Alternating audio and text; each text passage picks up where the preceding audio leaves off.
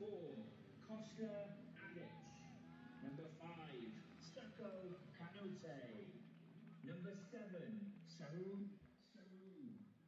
Number 8, Connor Hildebrand. Number 11, Raphael Zor.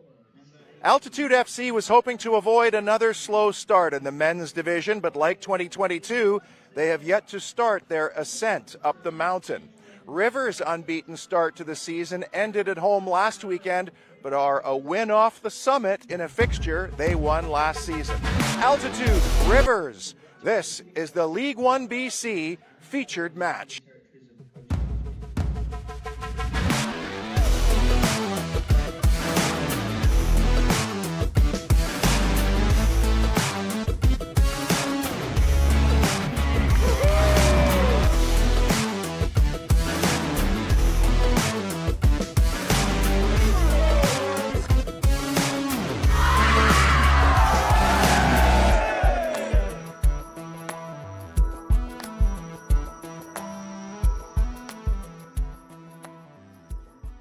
Hello from Kinsmen Field on the North Shore. I'm your match commentator, Peter Shad. Altitude had a great end to the 2022 season, and they were hoping to carry that on again. It hasn't quite worked out that way, and they'll be looking for their first win of the season today. As for Rivers, though, they beat Altitude in their season opener in Kamloops and won 2-0 in this fixture last year. Before we get to the team news, let's hear from both coaches, starting with Altitude's Fally Bass. How does your team replicate from last time? Just keep playing the way we're playing. I mean, what we need to focus on is just continue, try and keep possession as best as we can when we get the opportunities to go at them. But at the end of the day for us, it's our defensive side of the game, and we just need to focus on that and make sure we try and keep them at bay as much as we can. Awesome. So far early in the season, obviously, but scoring has been an issue for the Rivers. I was wondering if you've done anything in this game to address that. No, we're getting opportunities. It's just in that final third, making sure we try and connect and get those shots on goal, get the crosses in when we need to get them. I'd be a little bit more worried if we weren't creating opportunities, but we are creating those. We just got to get on the end of them and finish them. Awesome. Thank you so much, John. Thank you.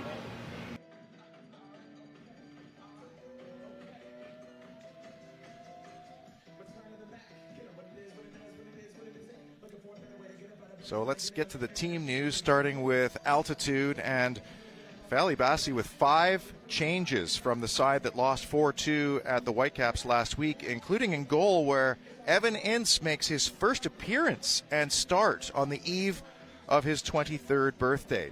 And for John Antilov and Rivers, 1 change following the 2-0 home loss to Notsamot last week. Marcus Scott comes in for Eamon Samadine, moving into the midfield and pushing Alessandro Comita up front alongside Finn Marshall. As we welcome you to very picturesque Kinsmen Field, a historic venue that has seen so much football on the North Shore, whether you're going all the way back to North Shore United or the Pegasus years or even the North Shore Colts of the Pacific Rim Soccer League. This has always been a hub of footballing activity on the North Shore of the Lower Mainland. As we get set to go, the man in the middle is referee Mo Moseni, who has done quite a few high-profile games, including last year's League One men's division final, awarded a rather controversial penalty to TSS Rovers in that one, a game they ended up winning on penalties. On the near side, it's Vincent Morelli. The second assistant referee is Theo Deirdrickson on your opposite side, and Ian Adams is the fourth official. It will be Rivers in their away strip of white with the orange shorts and orange socks, and Altitude in a rather lovely strip that they've unveiled this year with the blended blue that gets darker as it ascends, which is a tribute to the North Shore Mountains, where we are in the shadows of. Grouse Mountain off in the distance, obscured somewhat by a little bit of cloud this afternoon, which actually should make for a better game. It was very hot here for the home opener against Unity. The pitch is a little bit more slick. We'll talk about that in just a moment. Alessandro Comita standing off the ball, ready to go, and so are we. It's the League One BC featured match, and it is underway. And Nick Rinaldi, a Kamloops boy, many Kamloops players featuring here. will be one to watch in the middle of the park as both coaches go 3-5-2. So lots of interesting duels between the two wide players for either side. We saw that last week, including Joost Hossendorf, who is looking to get on the end of this here. Mikkel Rosenlund just clears the ball away, and he will be a key figure as well. And already Altitude looking to press as Rinaldi gets a nice little touch. And then into midfield it goes for Marco Favreau, who will be a key figure as well. The middle of the park may be where this game is won. Jan Paredes, the captain, plays it back to his goalkeeper, Olivier Jumeau. And here's the first touch for Dominika Kamita, whose brother is up front, and he's looking for him right now, but turned away, and good pressure being put up front.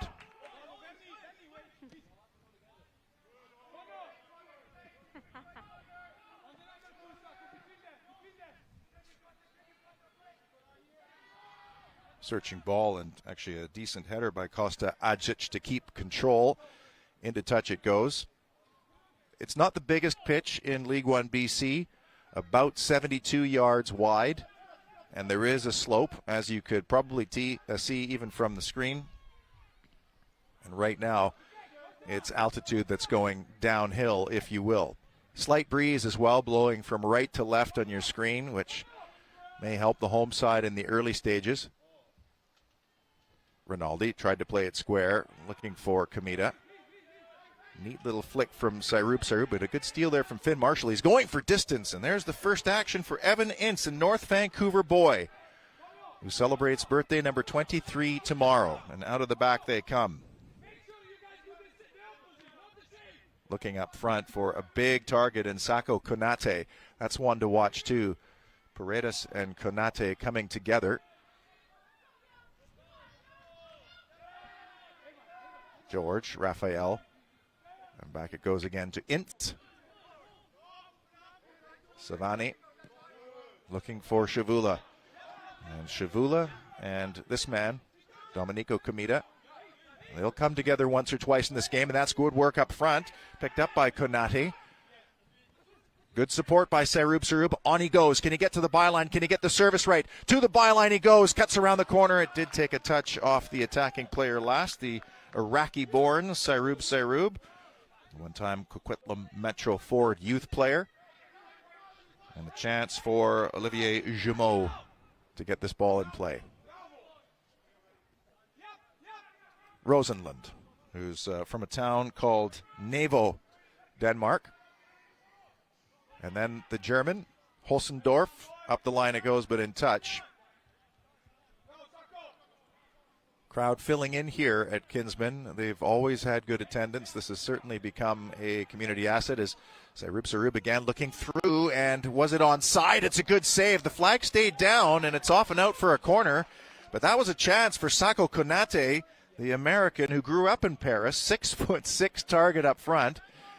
And he latched on nicely and forced a save out of Olivier Jumeau. And Sairub over to take the corner as a set-piece specialist, and it looks like he's going to swerve this one left-footed, but not before Momoseni has a little chit-chat between the big man up front, Konate, and goalkeeper Jumeau. And nobody is marking Sako Konate right now, and obviously he will be a target. And can Sairub pin this one deep? He couldn't. It's into midfield. Nice little touch by George. Got underneath it, though. Left-footed effort over and out. 5 minutes in. Just underway. Peter Shad, happy to have you along.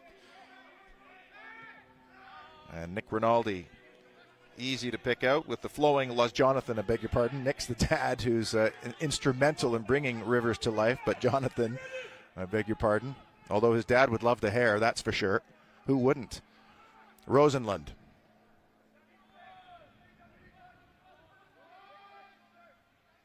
Favreau collects. Looks like he was dropped there, and he will win the free kick. Favreau very two-way, but also gets out wide, too, on either side. So he's hard to pick up, but he'll be on set-piece duty often as he's playing this into the wind. Dylan Hooper yet to really get involved. He's on the opposite side right now, wearing number 7, and looking to maybe sneak in behind Shavula. And he's asking for it right now. I'm not sure if Favreau has the range to find that. It's a good driven ball and easy pickings for goalkeeper Ince. Early distribution taken away, though, by Rinaldi. Slides it forward. There's Hooper, who's taken down. No foul. Momosenni was in good position. Rinaldi plays it through, and that's cut out beautifully by Shavula. And meanwhile, Hooper is still down in a heap, but play continues.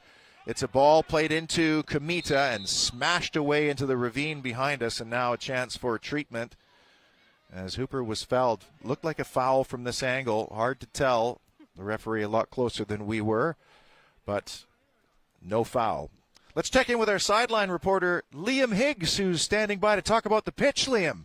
Thanks, Peter. Yeah, so here at Kinsmen Field, they have a bit of a special irrigation system going on where it keeps them from cutting the grass too short. So you're going to have a bit of a longer grass, which is going to make the pace of play slow down just a bit. And we'll have to see how that's going to affect both these teams. Obviously, both teams want to get on the attack. They want to be fast-paced.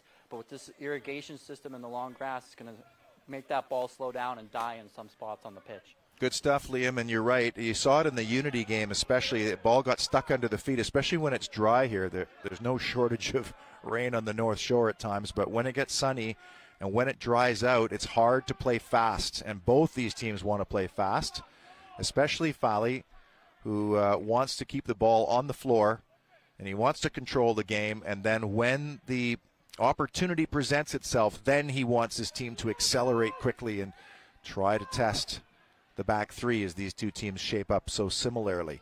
Little ball looped over the top. Hausendorff gets to the end of it, the flag goes up, and there's the first offside decision of the match. I have to admit, a little bit surprised at seeing Evan Ince, as it is his first appearance. He hasn't been in the matchday squads. He was the third choice on altitude, but here he is, local lad, and sending his team forward. Obviously, Konate a good target, but not underneath it there. And Alessandro Kamita finds Favreau, quickly plays it through. Can Kamita win this foot race? It's a good battle on that far side, but not good enough for Nathan Walters, who's wearing the armband here. And into touch it goes, but it took a little touch, so Altitude will maintain possession. Nathan Walters, the Barbados-born player, played locally for Surrey United in spells. Also has had a stint in the UK. And on this back three, as the ball's played into midfield from Zagara, the Peruvian, born in Lima, trying to get underneath this one. Good battle there with Hausendorff. He's given up a little bit of size on Hausendorff, but here comes the German now. Can he break away? A little ball to his left. And that's good work by Raphael George before the ball is played into midfield and out.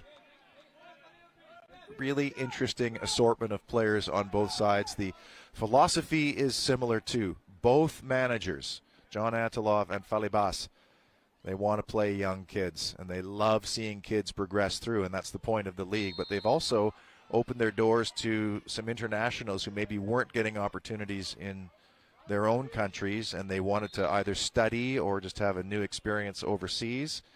And Falibas himself, coming from Senegal initially before moving to France, obviously has a soft spot for players coming from other places around the world and giving them a chance here in Canada.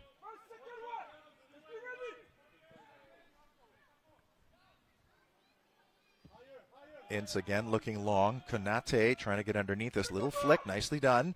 Knocked forward by Hildebrand, but too far. And Olivier Jumeau, with a very French name, but from Carnforth, England, and the hometown club is Morecambe, where he did actually have a little stint. Now Jonathan Rinaldi. Got into a couple of crunching tackles last week against Notsamot. Up the line it goes. Little touch in from Hooper, who's only just recovered from one tussle. Shavula does well to win the ball backwards, and then it's clipped forward by Savane. Off and out.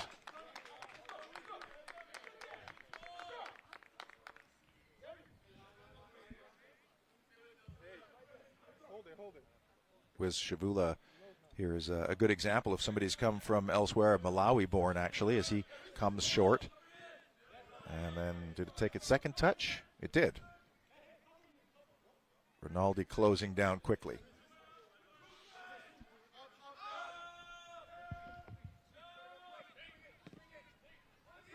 Walters looking long. Sairub, who's just playing behind the two front men. There you could see an example of how the pitch just kind of gripped the ball. That's good work, and everybody on the altitude bench cheering on with Shavula. It's a committed start from both these teams. As I mentioned off the top, Rivers winners here 2-0 last year, so they will have enjoyed that experience, and we'll look forward to potentially doing the same thing here. And Altitude wants to make absolutely sure that does not happen again. They need points. They want their first win. They're stuck on 1 point, and a win in this table could lift them far up as it's crossed in, and that's a good clearance away by Domenico Comita. Fally Bass says, he's getting his players back now, and they're starting to get fit again. They're starting to become more familiar with one another and the way he wants to play, and he thinks it's just a matter of time before they turn things on. But that's a good steal by Rinaldi. One back in midfield, though, by Ilos.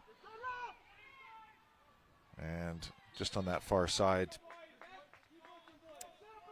George Raphael could not keep the ball in play. He's an interesting story. Another player who was born in Richmond but grew up in Bavaria and had some time in the regional ligas of German's football system. Rosenlund looking for Comita, who came back, and here comes George again as he gets around the corner. Can he keep this in on the far side? Does. Now can he find a target? He's got bodies in the penalty area.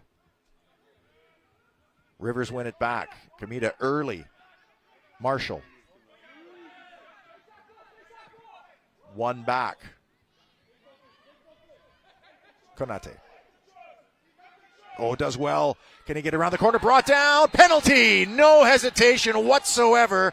Mo Moseni points to the spot. It was a sensational burst of pace by Sako Konate.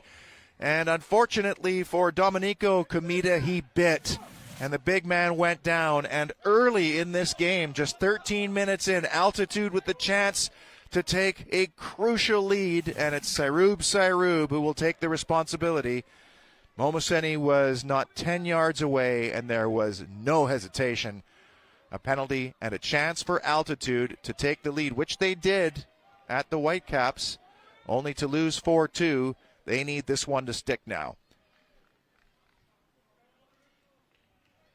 Can the 25-year-old set-piece specialist add to his goals tally from last year? And he tucks it away perfectly, and that is an absolutely crucial start for the home side. It's Altitude 1, Rivers 0, just on the stroke of 13 minutes, and it was a wonderful change of pace. Konate just stopped for a moment, froze Comita, went past him, and the youngster just stuck out a leg, and I don't think there was any question about the decision. And now it's Rivers playing from behind. Out comes the smoke, and the crowd that continues to fill in here will be happy with that. It's one of those rare days where the men play first and the women play second. And let's see how Rivers can respond. They fell behind relatively early at home last week, and that flummoxed them a little bit as Hooper off to the races. Good battle there, but excellent running by Savane, who closed down that gap quickly. And Savane goes up the line to the goal scorer. Little touch into midfield. Forward from Rosenlund, who looks like he switched sides for the moment. And I wonder if they've actually switched the sides here. Rosenlund now playing at the right side as Hooper with a chance to serve this one up. It's high, it's long, it's back post. Hausendorf is in the region, but it's high and cleared into midfield. And a good win back for Rivers. So you could see perhaps John Anteloff adjusting here and just putting a bigger body on the same side as Konate after the penalty decision. And we'll just have to watch that one to see if that stays put. As a good slide to ground and a very committed start from Altitude. Feisty game, love it, in the League One BC featured match.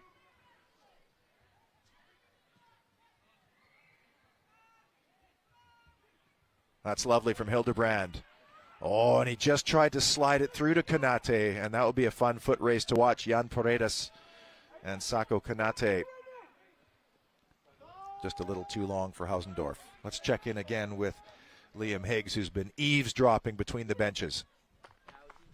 bit there, and like you mentioned, John does plan on making some changes. I heard him talking about how they need to do a better job of keeping possession and getting that ball up the pitch. They're being hemmed in right now, and obviously that led to the penalty, which led to the goal. They go down 1-0, and it's exactly how John said it would happen. They need to get out of their half.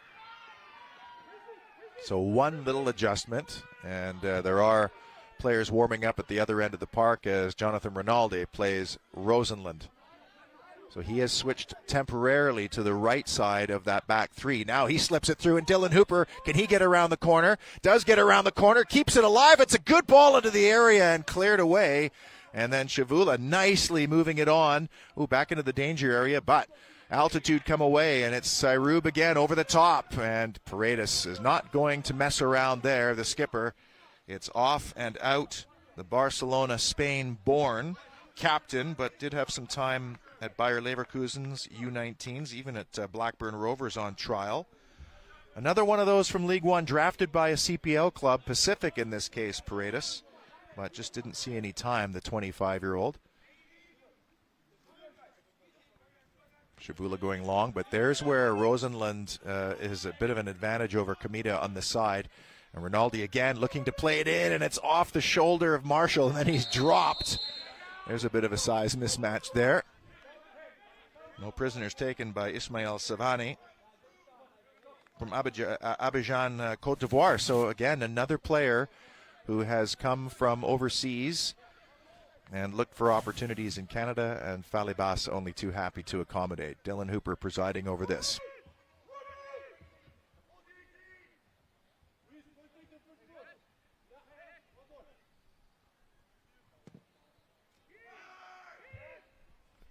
You heard the shouts from Evan Ince. No challenge there as he catches it at its highest. We'll settle things down. Sairub, penalty. The difference between these two sides early in the featured match on YouTube and TELUS Optic TV. Great to have you along from Kinsmen Field. As the ball slipped through, Rinaldi goes for a tumble, and this is a dangerous free kick position. And nobody in blue agreed with that decision, but here's an opportunity, and Favreau, he'll have no reservations about going for goal here. Altitude can build a pretty hefty wall if they wanted. There is definitely some size in there. But it's interesting, they are keeping Sako Konate up and by himself, so sometimes from these positions, you know, you could see counterattacks. He's not going to join the wall, but it is still a pretty hefty five-man wall. Hooper there, Favreau there. Paredes even might fancy it, left-footed. Left-footed Hausendorf as well, actually. It's Hausendorf, and Hooper's now joined the edge of the area. This is an important moment here. And you could see, just even from my angle, that near post is now covered. Ince taking up a central position. Let's see who's going to take the responsibility. To me, it looks like Jan Paredes is the one who might try to bend it around the wall and inside that near post. Can he? Does hit it. It's up, it's high, it's too high. And so it's a goal kick. So a chance gone begging there. A great start to this game, though, and much faster. We heard from Liam just a moment ago about the pitch, and you know it's hard for municipalities if they don't have full coverage of a sprinkler, to shave it right down so it's fast, but then also to maybe sprinkle it before the game so it's fast.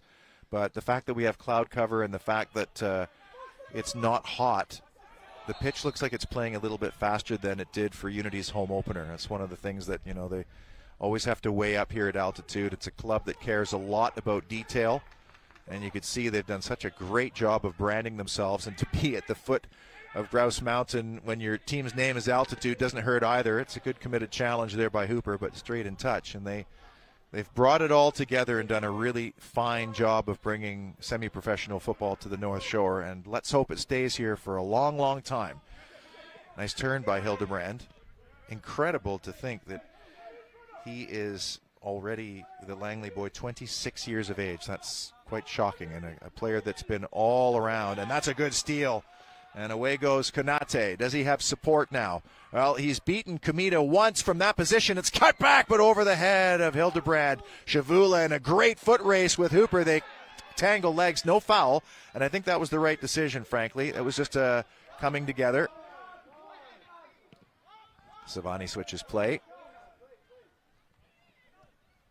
Adjik. And well done to get the ball out of the congestion there. Shavula. Inside Hooper. Looking for Hildebrand, and then away and into midfield.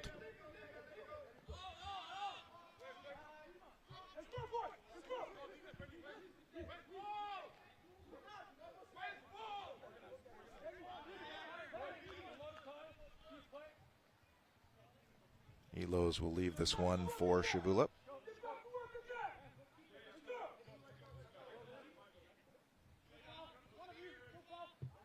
Rube couldn't quite connect there, and now Alessandro Comita tried to stab it through for Finn Marshall, who scored both of Rivers' goals in this fixture in Kamloops, and the second one, of course, ended up being the winner despite a late goal from altitude. Rinaldi is really feisty, and Sairub sees the ball go off and out, and Rivers win the free kick, or the throw-in, that is, and Sairub not happy with that. Mikel Rosenlund gets on with it, but that's Jonathan Rinaldi. He leaves no prisoners. He may not be the tallest guy in midfield, but he is a bustling pepper pot of a player. And we may see one of those coming on a little bit later on for altitude as well, as they are starting to get their reinforcements back, including a player that was with the Whitecaps last year in League One, Rosenlund. Hildebrand just couldn't get there. Was that a foul? Referee says play on Hooper, and another good committed challenge from Shavula, which draws the applause of his teammates. And the throw-in now for Rivers. They would just love to respond here as we've reached the almost midway mark of this first half. Rinaldi got a little touch in, not enough. Kept alive by Hooper.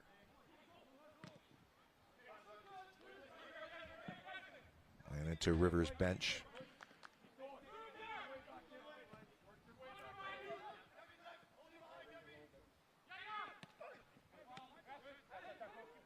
Well, nicely done, and a great ball to pick out the target man.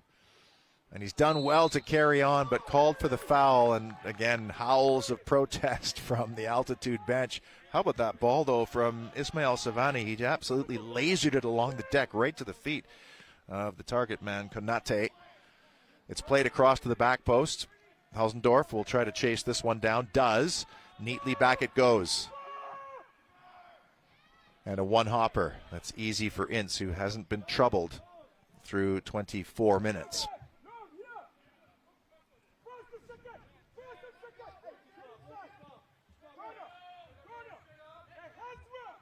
Little flick. Sairub got past one, but Rosenlund with a pretty critical touch, and Hildebrand was just to his right, and now the foul called against altitude, even though it looked a little bit like it was one of those up and unders. Those are difficult for the referee, but this one goes the way of Rivers.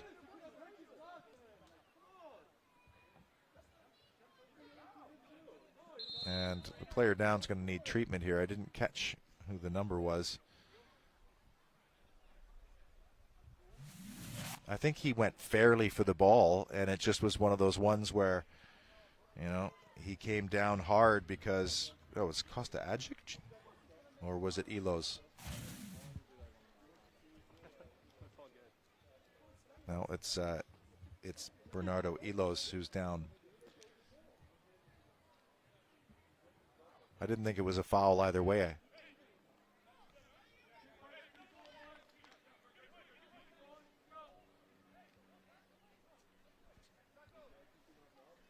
And while we have a second, let's check in again with Liam Higgs. Liam? Thanks, Peter. I was just listening to Fally there yelling, and obviously they're not too happy with that call. They think there should be a couple of cards already, and I have a feeling this game might get a little bit more rowdy, as so far altitude is not happy with some of the calls going against them.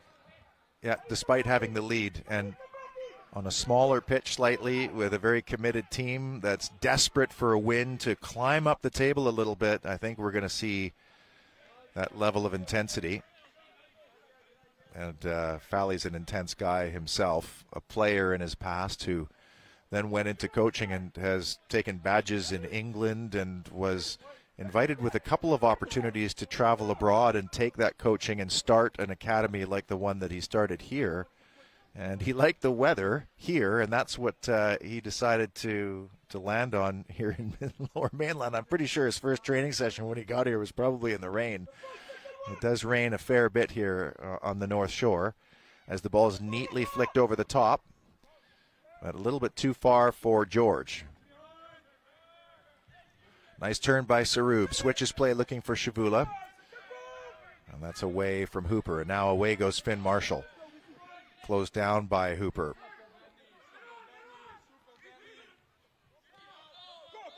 Hildebrand hurdles one tackle, then two.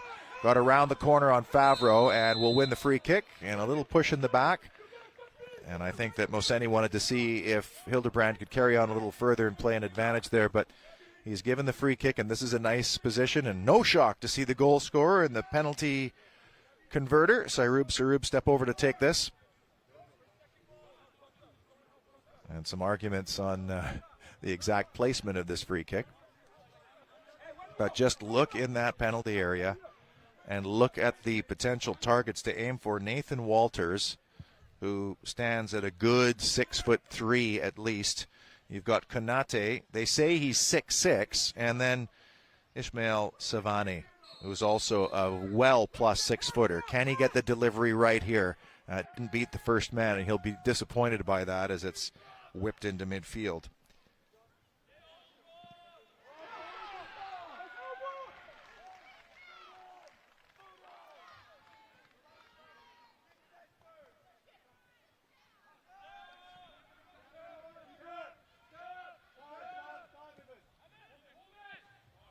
Savani.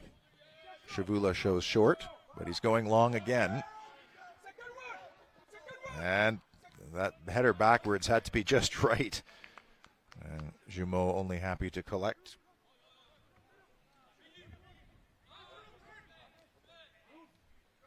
Rosenlund. John Antilov has those wingbacks pinned right up high along the touchline. Scott, haven't said his name a whole lot this afternoon so far. Nice switch of play. Domenico Comita with some room. He's got Hausendorf wide to his left. He'll pivot. Looks long and actually has Dylan Hooper in some space. Good first touch by Hooper to reel that one in. To his left foot, good block by Shavula, who's been extremely committed defensively. And that's one of the battles that we were looking forward to, the Shavula, Hooper, and a long ball over the top again. And here comes Konate. Can he get the better of Paredes? No, not this time. That's good defending. Konate retrieves, though. George. Adzic, long ball. Hildebrand backing in, but he wasn't going to win that battle. Scott's come back to collect and now picks out Alessandro Comita.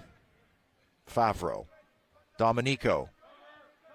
Hausendorf goes for a run again. Comita looks him off and looks for the switch, but that's too heavy. And this is all going to plan for the home side in minute number 29 as Sarub penalty right on 13 minutes. Has Altitude in the lead here on the League One BC featured match next week. Oh, it's a dandy.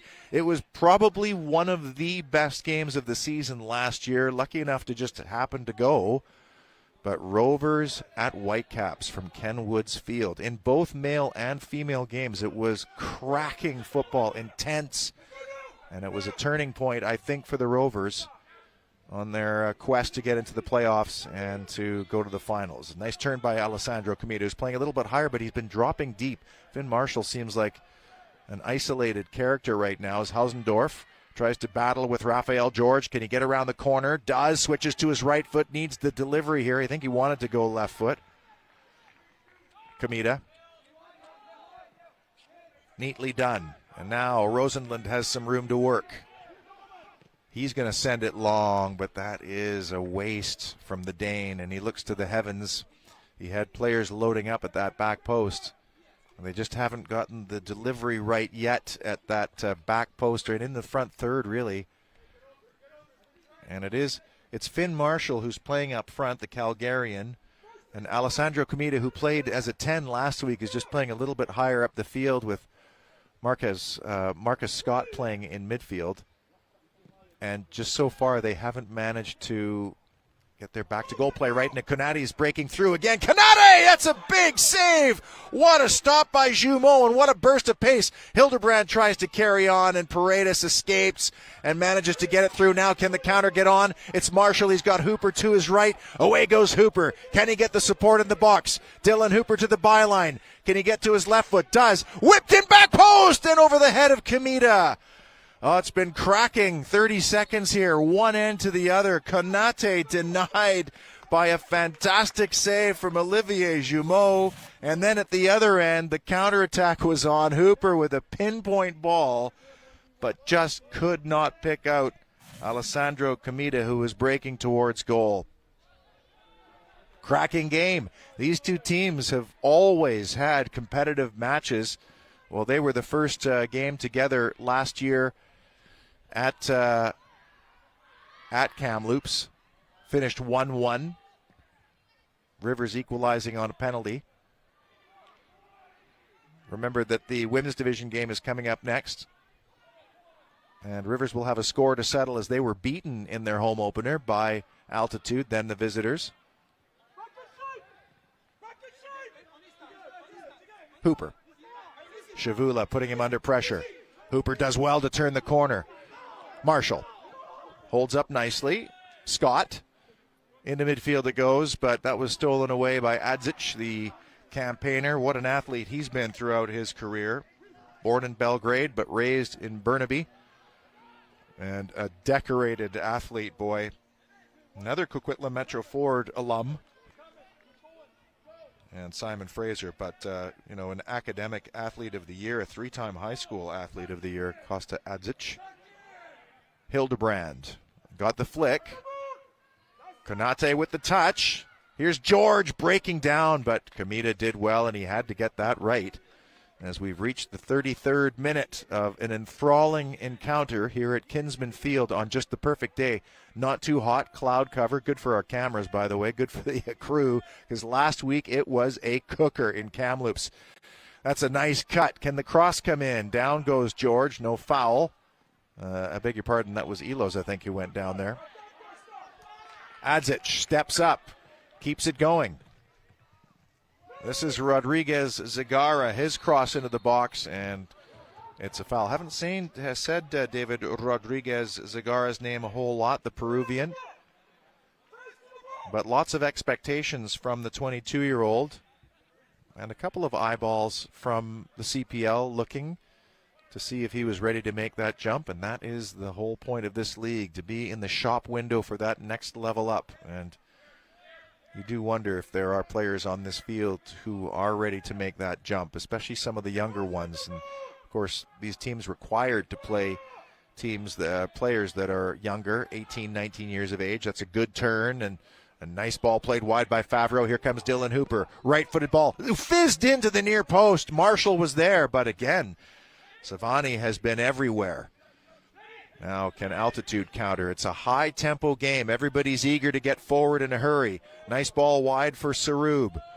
He looked over the top. It was a good run by Konate. And Konate trying to hold up Rosenlund. Look at this battle. Shirts being tugged. Two big men going at it. That's a good ball back. And the touch infield. Hildebrand will get there. Hildebrand finally knocked off and out for a deep throw-in, but good tussles all over the field. As we near the 35th minute, 10 minutes till halftime of a half we don't want to see end, quite frankly.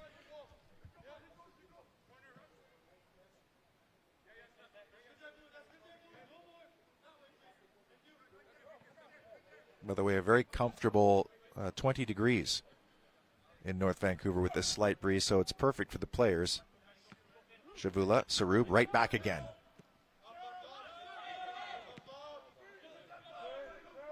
Walters. Adzic. Costa Adzic. Only 21, too. He does not look like a 21-year-old. Finn Marshall does look very much like a 19-year-old. His frame hasn't quite filled out yet.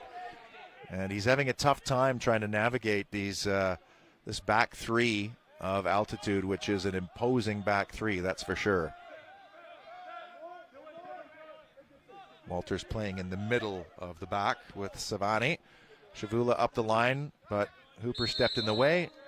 And Rivers will win the free kick, and it's no surprise that Jonathan Rinaldi was getting down and dirty and in the mix there.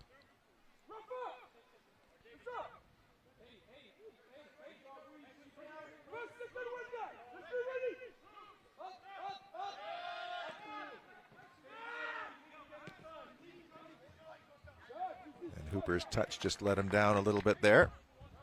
A little applause from Falibas. Happy to see that his team is committed right now.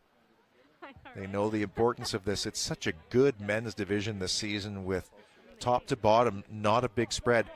And some terrific stories too, including the Victoria Highlanders. Now TSS has just started rolling back-to-back 4-0 wins at home, but their home streak is coming to a close here. Mind you, last year that didn't bother them, did it?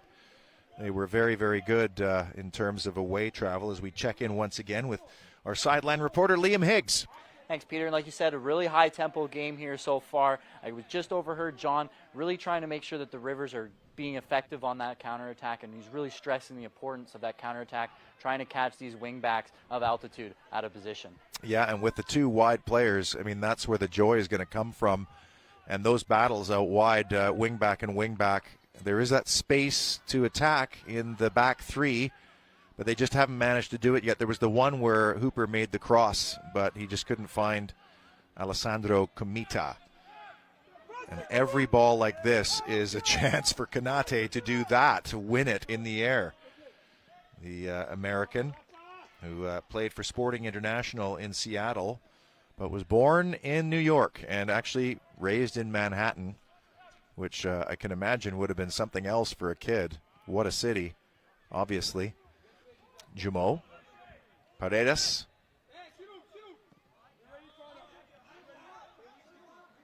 Rosenlund with Hildebrand putting the pressure on.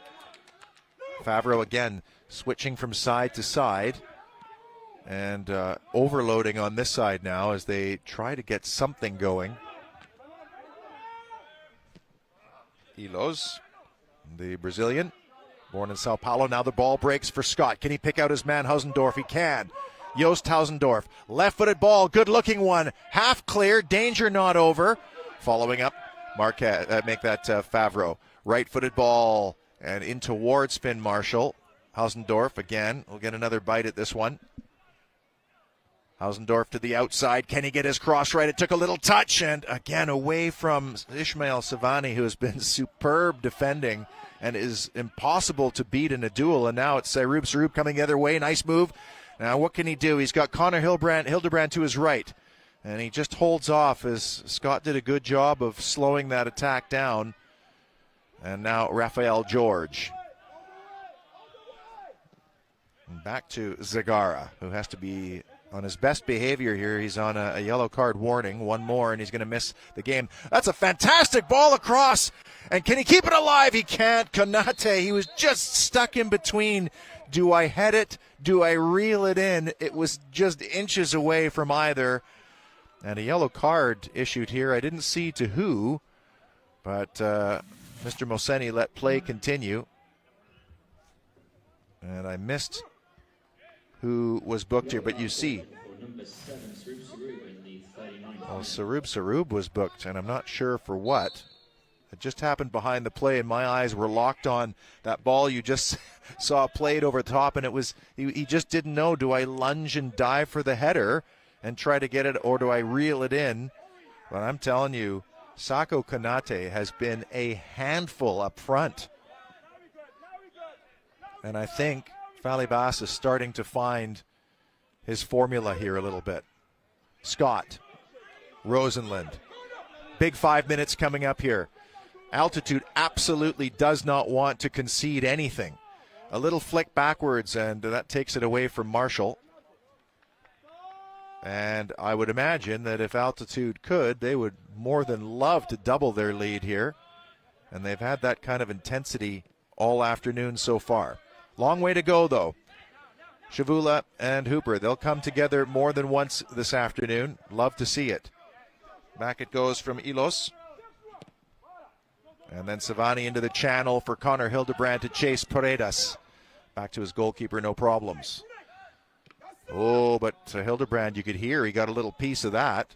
So that's good forward pressure. Finn Marshall does well to keep Rivers in possession. Favreau again over the top, and again it's Dylan Hooper trying to get that pace right against Shavula. Cuts it back into the danger area, and the shot from Kamita is blocked, and it's a penalty. And so we've seen an equalizing opportunity here in the 41st minute. I just said Altitude absolutely does not want to concede, and they've given away a penalty in a bad place too at the top of the box. And now a chance for the visitors to draw level, and it'll be Alessandro Kamita who will take the responsibility. And again, no hesitation from Mo Moseni. And the storyline just got that little bit more interesting inside that critical last 5 minutes of a half. Now, can the goalkeeper Evan Ince, in his debut, his first start on the brink of his 23rd birthday, come up with the goods here, or will Alessandro Kamita equalize just before halftime? But first, a little bit of a talking to. And I think if you're Fally, you'd be saying this is against the run of play. And if you're John Antelov, you're saying thank you very much. If we could equalize here and go to the lockers at halftime level, he'd be more than delighted with that. It's taking a long time to get this penalty off, though, as Kamita places the ball. He's going to attack the Jones Avenue goal here. Can he equalize? It's Kamita stepping up. It's off the post! Oh, he tried to be fine, and Altitude with the let-off. And Evan Ince remains clean in his debut, and that is a massive opportunity missed. And in the meantime, Connor Hildebrand in a heap. What a chance and what an opportunity going begging now for Rivers. Can't say we haven't had drama in this first half. It's been a cracker. And like I said, next week it could be the very same with TSS visiting the Whitecaps for a Saturday kickoff.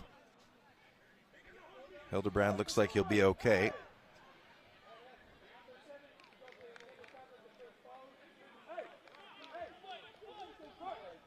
Well, let's remember that moment. Was that a huge moment in this game? You'd have to think so. I mean, the momentum would have switched quite dramatically. You know, with this short a period of time, we're ticking down to about 2 minutes left in the first half. Ince going long, Sarub beneath it, all the way through to Kanati. Can he spin off? Can he find a man? Kanati shapes up, hits one, and Jumeau again. A nice turn by the big man, but Jumeau equal to it. Couldn't pick his corners on that occasion, but he has been effective up front. Sako Konate. Paredes right up the middle. Very calm on the ball. Rosenlund. Rivers, that wasn't spot on for Dylan Hooper. And Shavula getting to the outside. Can he keep this ball in play? He sure can.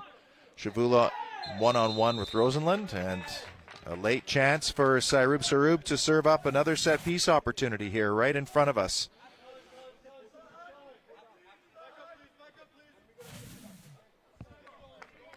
Into the final minute of the first 45, awaiting stoppage time. And a left-footed delivery here, again with no shortage of targets to aim for the goal scorer, Sarub, whose 13th minute penalty is the difference between these two. Alessandro Kamita hitting the post. Otherwise, it could be 1-1. Sarub.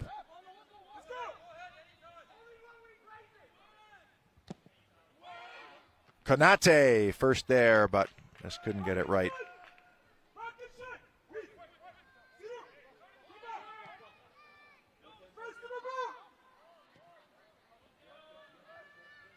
Domenico Kamita, who was the man who actually gave the penalty away, and John Anteloff shifted him to the left-hand side. he could play either, but that's a good steal by Raphael George, stolen away by Favreau, and the referee plays advantage here as away goes Scott. Marcus Scott drifting it across to Joost Hausendorff. Good first touch by the German. We're adding 2 minutes to the end of the 45 here. Hausendorff trying to wriggle away from 3 blue jerseys, all ganging up on him, and he does get away. Can he keep possession? He can't. And it will be a Rivers corner. That's great work by the big German to battle 3 Altitude players and come away with the goods here in first half stoppage time. And now can Rivers respond and maybe make up for the penalty miss? Hooper tasked with a right-footed in-swinger. Hausendorff certainly is a target, but the ball's whipped in. A little flick at the near post. Took another touch. Goal kick.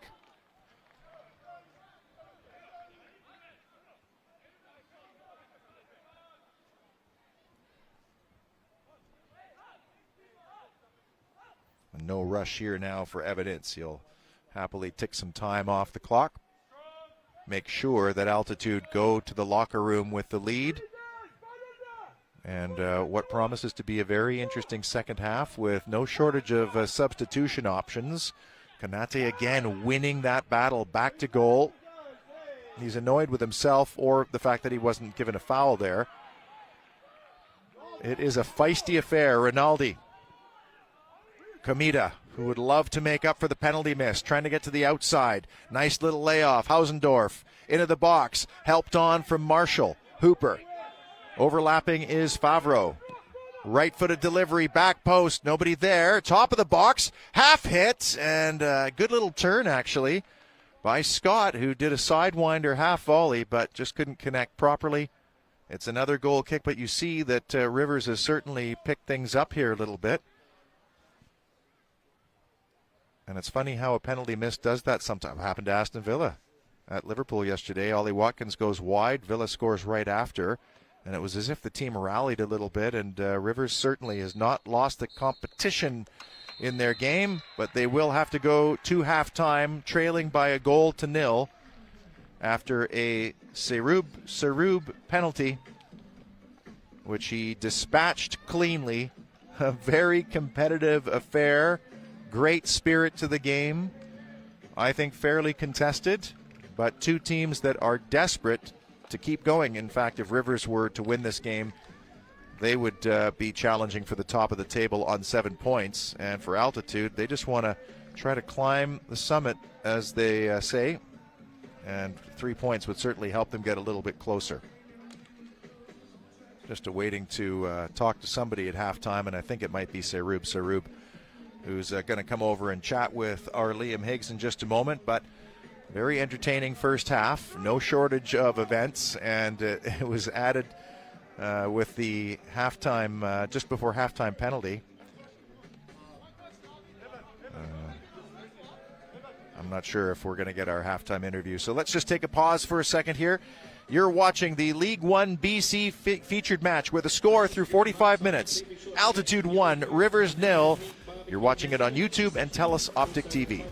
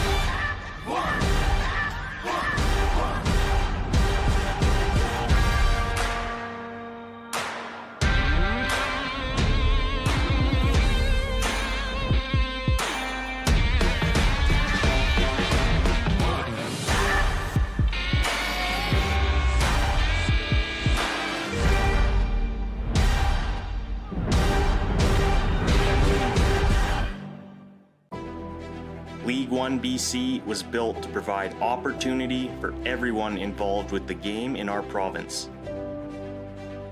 The Hall Group proudly supports its own workforce while offering training and opportunity for new recruits to its multiple divisions.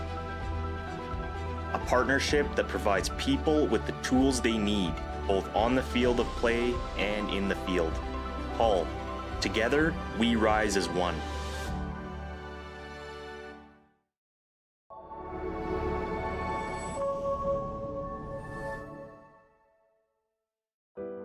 You know, Canada's always had participation on the women's side, participation on the men's side, but at some point you have to turn that into a pathway. The amount of times I get emails or phone calls from young soccer players asking, how do I make it? How do I do this? There's so many different pathways that players can take. 90% of those pathways are to leave our country, and that's what we have to change. Canada soccer is a very interesting setup. When you think of top soccer countries, you're not usually thinking of Canada. Everybody looked at it and said, we need a league.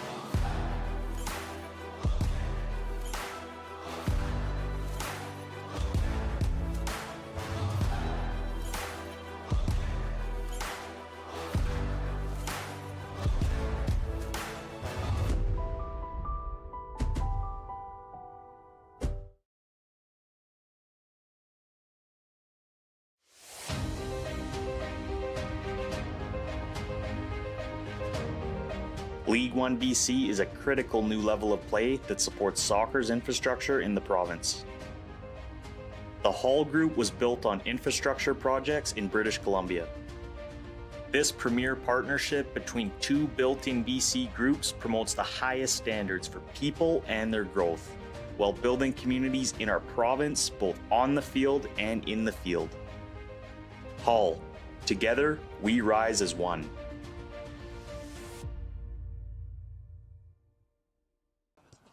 Like thousands of kids across the province, Michael Henman spent his youth on the soccer pitch, falling in love with the beautiful game.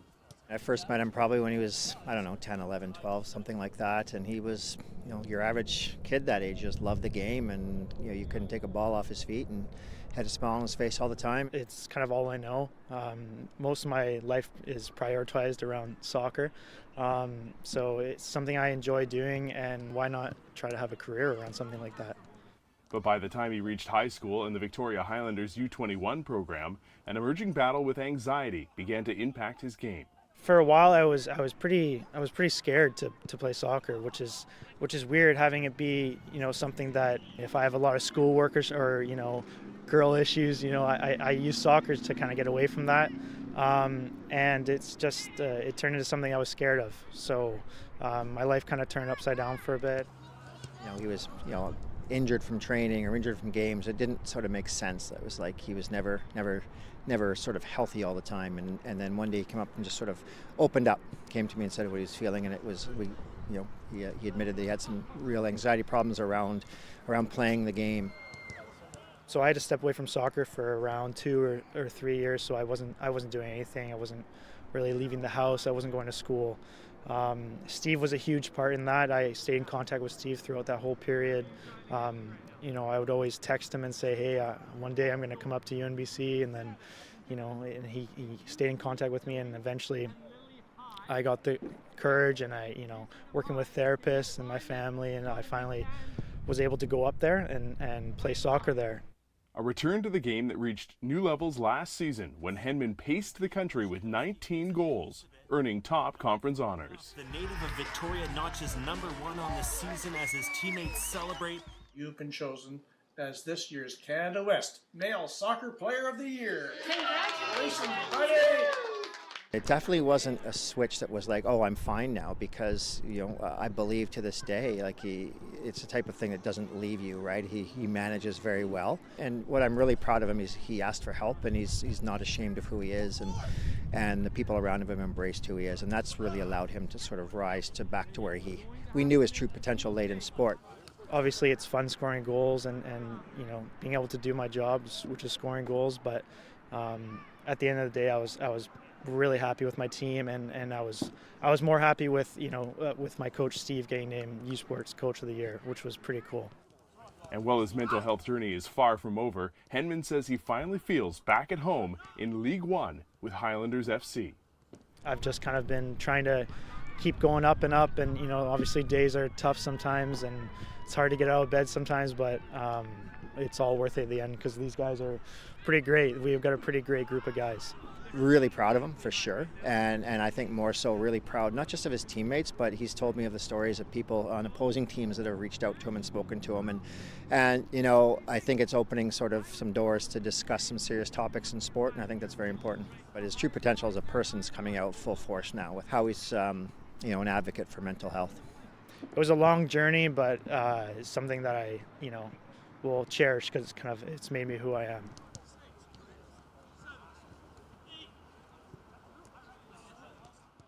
Okay, everybody, let's have a great show.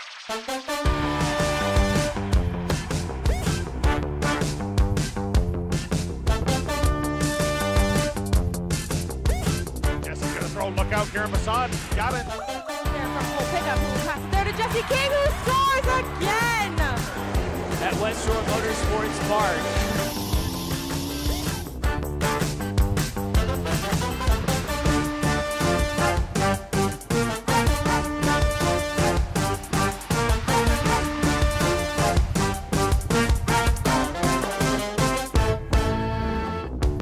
Cross in the box for Parmar, and she's done it! The opening goal!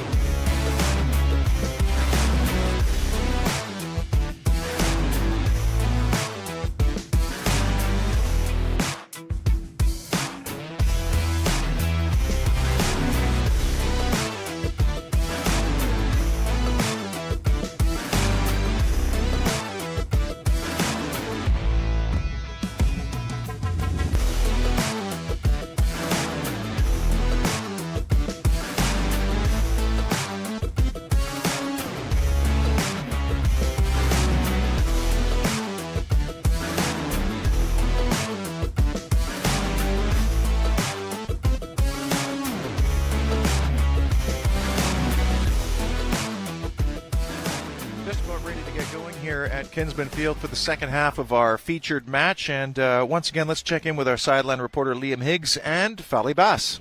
Thanks, Peter. So, Fally, obviously, last time you guys played against the Rivers, kind of the same result, went up 1-0 early. I was just wondering, how happy are you with that start? Yeah, I think the boys were really focused this week. I mean, we worked really hard, to manage the tactical side of the game, like not discovery, not making space, not giving them space. And I'm really happy the first 45 minutes they did respect exactly the discipline of the game. That's what we were expecting. Awesome. Thank you. Thanks. Looks like we have one substitution, too, for... Yeah, it looks like Altitude's bringing on Declan Fremont, and Sairub is the man who's going to make way. He was on a yellow card, mind, and I think that might be the difference. So Declan Fremont, who is wearing number 15, the 21-year-old, is on for Altitude. I don't see any substitutions. We'll scan it through for Rivers, but we'll confirm that for you shortly. They were out very early, Rivers. I wonder if John Antilov had a go and sent them out. Declan Fremont in, Sairub, who scored from the penalty spot, and there's Fremont's first touch, too. I make that, that was Rodriguez Zagara. Fremont just in your screen there, chasing down Domenico Comita, who committed the foul that led to the penalty that separates these two sides. Just underway in the second half, Kinsmen Field in North Vancouver. Peter Shad on the call with you. Katie Hamilton coming along later for the women's match, and that should be a good one too, because it was Altitude winning 2-1 at Hillside Stadium on opening day. So Rivers looking for some revenge, and Altitude hoping for the sweep. Long trip.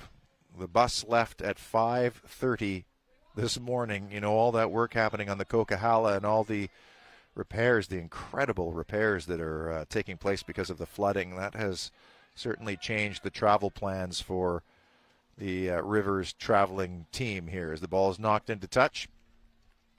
Rivers in the white strip now attacking the goal to your left, and it's Altitude attacking Jones Avenue to your right in blue. Rosenlund looking for a target. Rinaldi with the chest down, but away from Savani, who's had a very, very good outing. In fact, really, the back three hasn't been breached whatsoever, and then came a penalty almost out of nowhere with 5 minutes left to go. Evan Ince did not get a piece of it, but he guessed the right way, and that's where we're at right now. Here comes Domenico Comita cutting to his right. Turned back. Favreau clips it across. Scott, who's playing in front of that back three, almost like a six. Favreau roams everywhere. Rinaldi is the terrier in midfield that basically goes back and forth. And that's how it's looked. Good ball to Hausendorf. Comita's going to have to get there as it coming together with the substitute Fremont. And good work in the middle of the park there from Rodriguez Zagara. Back it goes to Adzic. And then Ince just shanked that one a little bit as we check in one more time with Liam Higgs. Thanks, Peter. Yeah, so coming out of the room, looks like Altitude took out Sairub, the goal scorer, after he got that yellow card in the first half. Going to try and keep him healthy for next time and make sure he doesn't get another yellow. Good. And Rodriguez, as I mentioned earlier, Rodriguez Zagara, he's on yellow card caution, so he has to make sure that he commits no egregious offenses as the ball's into the edge of the penalty area, cleared away by Walters. I think we're going to see Giuliano Campadelli, who played with the Whitecaps last year. Here's a good run, though, by Hooper. Into the box it goes. It's sitting there for Marshall, and it's in from Comita. Alessandro Comita with the pieces at the penalty area. He missed the penalty in the first half, but he buries it left-footed, and what a start for Rivers. Just 49 minutes, 3 minutes into the half, and what looked like a broken play, really. It was the ball across from Hooper. Altitude couldn't deal with it, and who's there but Alessandro Comita, and he must be enormously relieved having missed the penalty, and now he has the teams on level terms. That's exactly what Altitude did not want, but it sets up beautifully for us neutrals because the first half was combative and competitive, and you get the sense that we are going to have a dynamite second half under our hands here at Kinsmen Field. Fremont goes back, and then it's all the way back to Ince, who's beaten for the first time in his altitude season. Not much he can do for it there. It popped out so quickly. Domenico Comita winning that header. Beautifully played by Rafael George as he tries to play it square for Ilos. Down to the ground he goes for Shavula, and the referee's going to come back. I think he thought about playing the advantage instead. It's a free kick, and it looks like it's going to be a yellow card as well. And now things heating up as Jonathan Rinaldi comes in there, and some pretty heavy blasts of the whistle from Momoseni. We have a booking here in the 50th minute, and I think he wanted to play. It looked like he wanted to play advantage, but he's calling for treatment now. It was a pretty hefty challenge, but it did look like there was a break on the left-hand side. And let's see if that potentially forces another substitution. And Ilos went down. He got to it first, and the man that goes into the book is Mikkel Rosenlund, you see there. But it also looks like Momoseni just booked Sako Konate. I'm not sure if that was for dissent. We'll have to confirm that here in a moment. But it was not a good-looking challenge in the end, and Ilos has been down a couple of times here today. Let's hope he can carry on. Meantime, there's players warming up for altitude. But what a turn of events here as Alessandro Comita just found the pieces right around the penalty spot, buried it, and it looks like it's the goal to our left that's the popular one this afternoon so far. Can somebody score on the Jones Avenue goal to our right? And it's a free kick opportunity now that Connor Hildebrand is standing over. So Ilos looks to be okay. He strangely hasn't come off the field here. He received treatment, so I would have thought he would have had to have come off here. But things carry on, and Rivers builds a four-man wall. Can Altitude regain their lead after having it taken away just moments ago? Hildebrand there, looking likely. And I think it's going to be Hildebrand all the way unless Zagara goes left-footed. It's Hildebrand, a ripper, and good hands by Jumeau. A one-hopper, decent effort by Connor Hildebrand, who did evade the wall, but not the man in goal in green.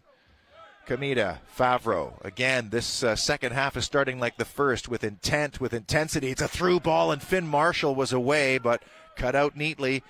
And back the other way comes Zagara. Picks out Savane. Shavulo back to the defender, and across it goes to Costa Adzic. He's got time, and he's being told to take the space. Little touch into the feet of Fremont, who got clipped, and that's Scott who got a piece. So another free kick opportunity here for Altitude. Lots of nibbles and bites from both teams, but you love it. It's a feisty affair. And I think that's how Falibas likes it. You're coming to Kinsmen, you have to expect to battle. I think he'll be bitterly disappointed, though, in conceding that goal, and that's where Altitude's attitude has to be right here now. As Adzic sends it back post. Konate was there, and so was Savani. It falls through. A shot is blocked, and a good turn by Fremont. Danger not over still. Kept alive. Ilos. Rafael George looked off Shavula and just decides to go backwards, and Nathan Walters will recoil, and Rosenlund is fouled. No question there. He had committed to the aerial duel, and Sako Konate came underneath him. Now, I'm not sure if Konate was booked there. We haven't heard confirmation of that just yet. But Rivers with the free kick and on terms. And can they now extend their lead, as this game is now up for grabs?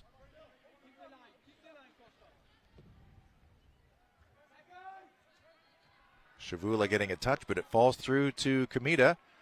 And now Finn Marshall hits it, and that's a good save by Evan Ince, who has to drop to his right to smother that one. But Finn Marshall with a look at goal. You look at Finn Marshall there next to Nathan Walters, there is quite a difference in frame. But Marshall with 2 goals on the season and looking for more there. Rinaldi with a little touch. Rosenlund, Hooper, and he'll go all the way back to his goalkeeper. Everybody spreads, and the ball is sent nicely wide for Hausendorf. Good turn to get away. Joost Hausendorf now racing down this near touch line. Hausendorf in a good battle and a nice shoulder by Rodriguez Zagara. And then it's just up the line neatly to Rafael George. Away by Adzic. Paredes, little push in the back, no foul. Fremont slips it through. Is it onside? It sure is. Connor Hildebrand to try to get there, and now the flag goes up. And Kamita was in full flight chasing down, but it is an offside decision.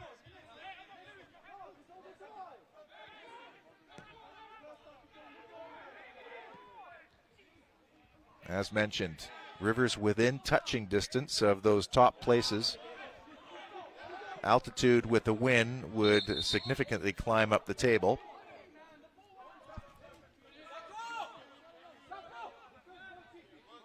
George wants his teammate Sacco to show for this as he gets his back into the play, and it is another altitude throw.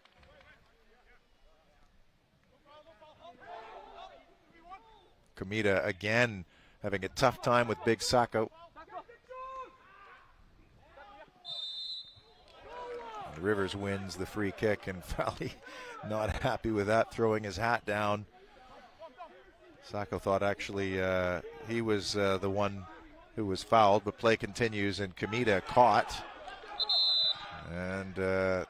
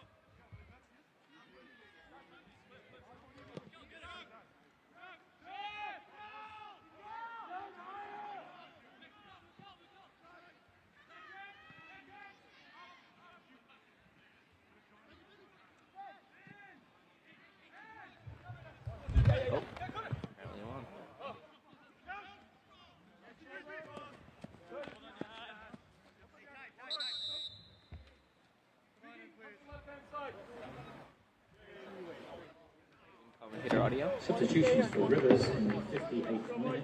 Coming off the field, number 6, Demonte Anito, and number 15, Marcus Scott. Coming onto the field, number 20, Ethan Furlong, and number 9, Iman Fidden. Ref, can I go? Ref, can I go? Ref! Boa, Davi, boa!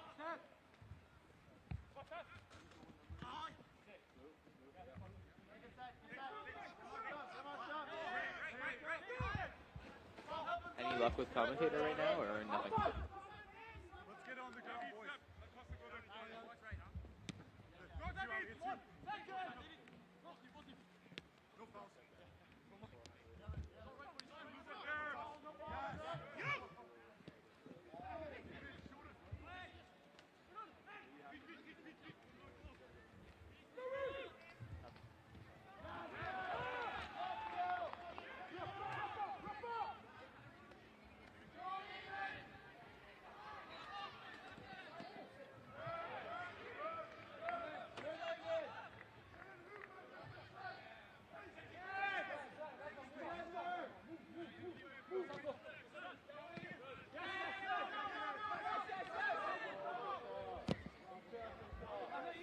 looks for his target man. Rosenlund wins the aerial duel this time. Rinaldi keeps his feet despite the nipping at the heels of George. And there's a little push in the back from Alessandro Comita, the man who equalized early in the second half. And Rivers with a free kick.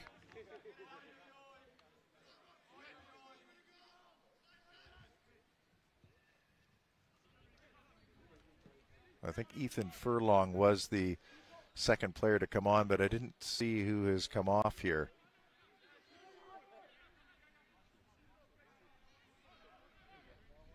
Might have been Domenico Comita.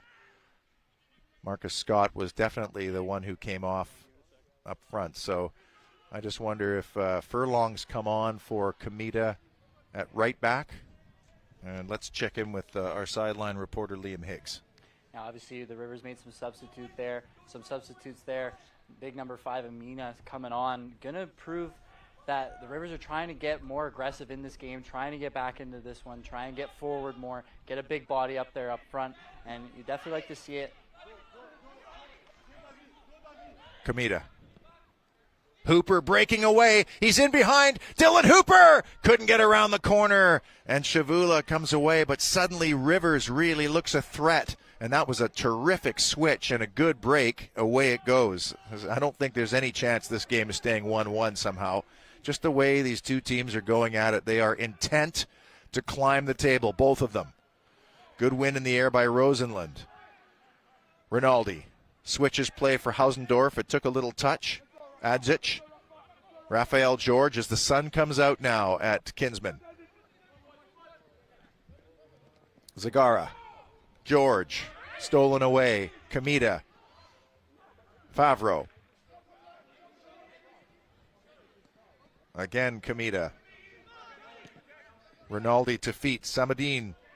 And he just couldn't keep possession there. But he is going to provide some wonderful duels, I feel, between himself and Nathan Walters. Marshall. Foul. And not a lot of sympathy either shown by Ismail Savani there as he dropped the youngster. And that gives the men in white a chance to move forward here.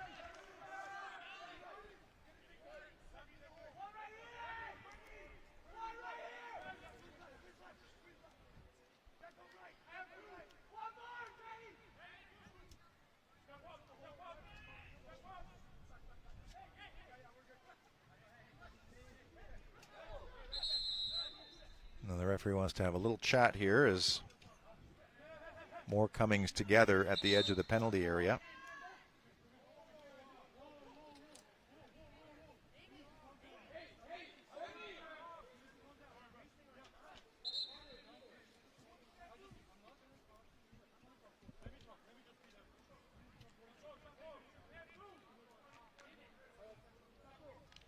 Momoseni having a long chat with pretty much everybody in the vicinity. Ayman Samadine, the goalkeeper, Jamo, and now the free kick finally. And he's watching very closely the tussling at the edge of the box as it's pinged in. A little flick through. Danger not cleared. Samadine with a shot. It's 2-1! Rivers! And the substitute comes on and half volleys right-footed. In minute 64, the visitors have completely turned this game on its head. A free kick, the drop ball, and down it goes to Ayman Samadine, who smashes home. And it's now the home side that has a hill to climb. What a finish. He just got enough, and Evidence had no chance from that range. This is an incredible turnaround.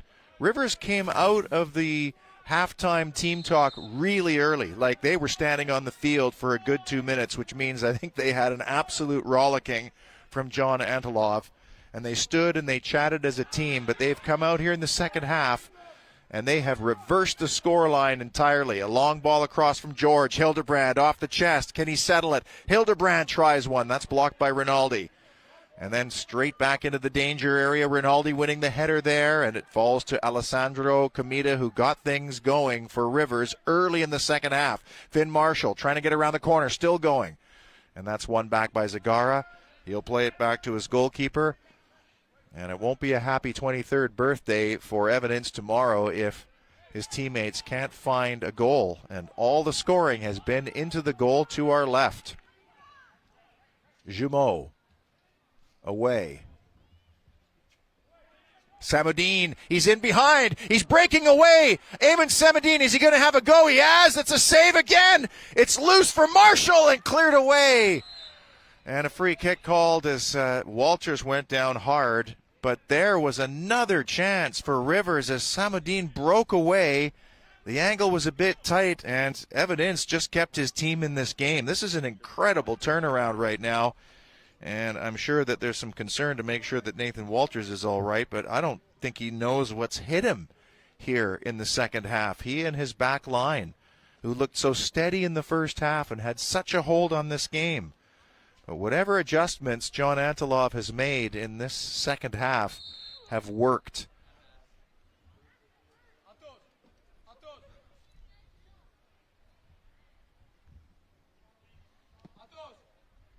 And I think more substitutions are imminent here.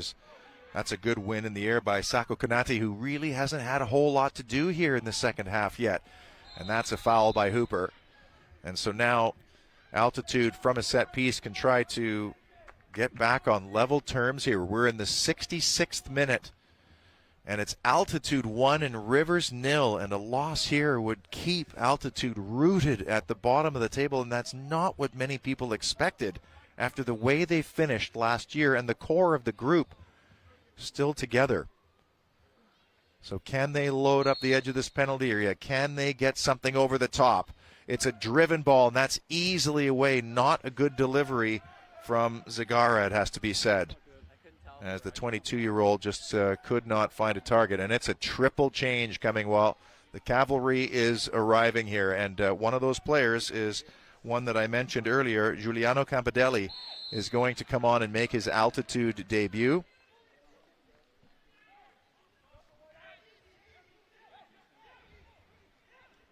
Athos Di Sequeira, I think, is coming on as well. He is. And Matthew Marshall. So there's the triple change. And we'll just wait and see when Fally is going to make these substitutions. We're in the 68th minute now. And that's a push in the back from the man who scored, and he's been booked for it.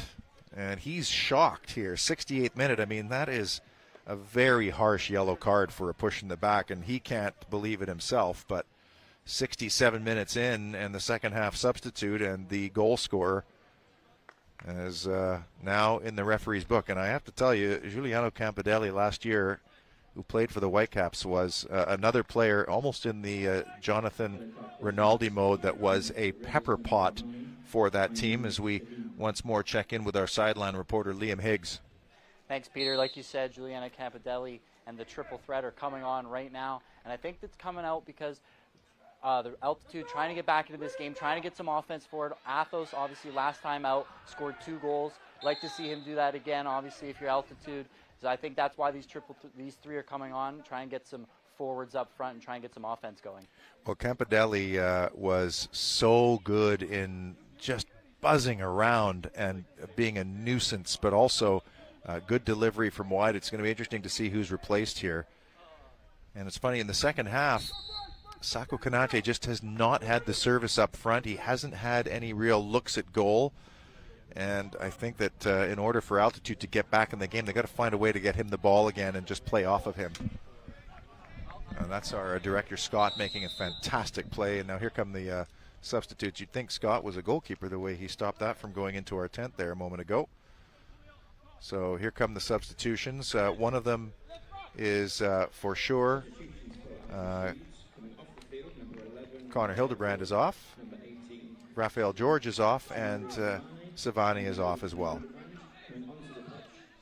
And then for Rivers, another substitution. We'll just get to that one in just a second. It's all happening here very quickly. Nick Fasesi is coming on. I'm just trying to figure out where Nick Fasesi's going to end up playing here. So we'll try to get our substitutions sorted out. It's always a bit of a challenge in League One with so many subs, and you only get those windows to now suddenly figure out who's who and what's what. But Campodelli is easy to pick out. He's 5'4", and he's now running up the touchline as that's the ball played into his path. Let's see what he can do, and he can get around the corner on Rosalind, and he can't. That's good defending by the Big Dane.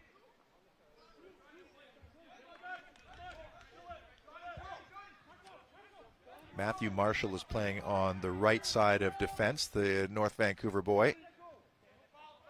Fremont. Campodelli to the outside, brought down, and he'll win a free kick. And that's the kind of thing that he's going to bring to this team here, that little turn of pace. And he's earned his team a free kick in minute number 71. It has been quite a game here that has included a Rivers penalty miss, as Alessandro Comita missed a late first half penalty, only to then score from just about the penalty spot in open play to level it at 1-1. And then second half sub Eamon Samadine with a right-footed half volley blasting in the corner. And at the moment, Rivers looking to do a back-to-back double here at Kinsmen over Altitude. And it'll be Campodelli who's going to serve this one up. Can Konate connect at the edge of the box here?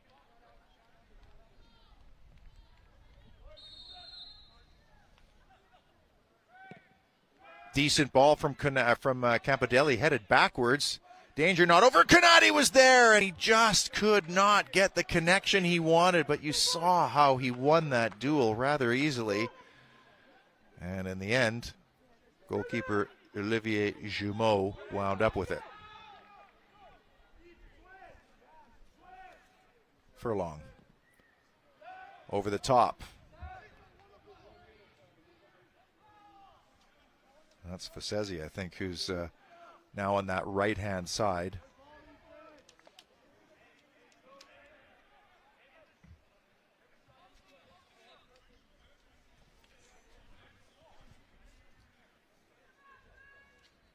Comita, good turn. Plays it square, just off the back of Favreau's head, and now here comes Campodelli. Tried to play it forward on a huge tackle by Jonathan Rinaldi. That's not the first or last time you're going to see him go to ground and make a tackle like that and just snuff out the danger. He doesn't have the biggest stature in midfield, but his heart is 3 times bigger than his chest sometimes, the way he's going about things. And he's involved again. Rosenlund following up. Mikkel Rosenlund. Can he pick out a target here? He's going to have a go from distance, and that might not have been the best idea as Campodelli. Again, the ball kind of getting stuck under his feet a little bit. No foul. Here comes Paredes. He's got Hausendorf down the right. It's a good through ball. Dylan Hooper plays it on. Flag stays down. Hausendorf, can he get the cross in? Being watched by Adzic. Hausendorf, right-footed, top of the area, and away. And again, Rinaldi wins the ball at ground and doesn't win the foul this time. And can Altitude counter. Konate, good turn. Demiselis on the far side. That's a good tackle. Well done on that side by Furlong, who had to get that right. Samadine, who has the winner, and that flag's going to have to go up there. That was clearly offside, and well, you're not going to fool Theo Deirdrickson.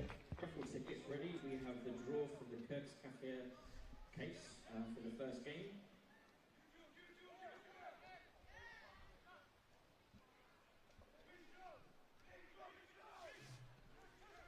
On the last break, we saw Khalil Dos Santos come on as well, who's just near the ball now on that far side. He's Elijah's cousin, if you recognize the name, and Elijah Dos Santos might actually be watching this. He's serving a suspension. And that's a great-looking run. And a big push in the back there. No foul as Favreau got a little shoulder into the back. Samadine with some good hold-up play, calming things down, and this game has just turned from half to half incredibly. A long ball over the top, and that's going to be no problem for Evan Ince.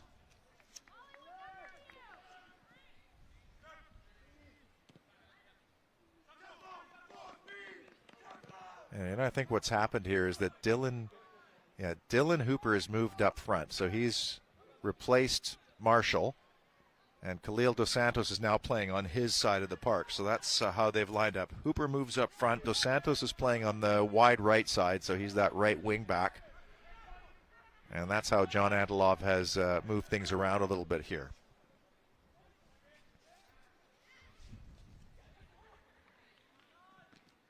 Good block by Paredes. Samadine.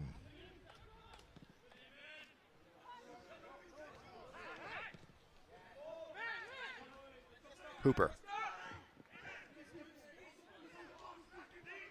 Hooper 1v1 with Adzic to the outside, brought down, penalty! And you cannot argue. Hooper with a change of pace. It's almost a carbon copy of what happened to Domenico Comita in the first half when he had to bring down Konate. It's the exact same situation. And in this case, Costa Adzic bit, and well, a chance for Rivers to take a 3-1 lead and a commanding lead, and they're giving the ball to their skipper, Paredes, with a chance to almost seal up the points.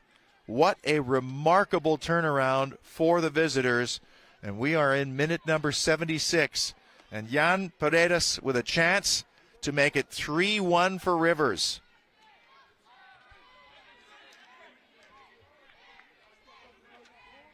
And I don't think you can argue the decision. It happened right in front of us. And it was just a change of pace by Hooper. Here comes Paredes. And he buries it inside the near corner. And Rivers is within touching distance of first place if they can hold this lead. In the meantime, another substitution. Stasia Hayo is about to come on for Altitude. But this feels like last gasp chance here now, trailing by 2 goals after leading by 1-0 and looking full value for it. But Rivers have completely taken over in this second half and scored 3 unanswered. And again, all the scoring is in that 1 goal. We've had 3 penalties in this match. 2 have been converted in the goal to your left. 1 rang off the post in the goal to your right, and it is suddenly very, very quiet here, especially in the bench to my immediate right, and that's the home team's bench. Stasia Hayo is now on, and I didn't see who he came on for. But the 22-year-old from Tanzania, who attended École d'Espagne, another one that I imagine that Fally had a soft spot for, to give somebody a chance. Favreau. And if it's going to happen for Altitude, they really need something to happen now. Nice ball through, but just a little bit too small for the big striker. Adzic. Good turn, and a ripping deflection, and just wide for a corner. Oh, that was a good turn and a good hit.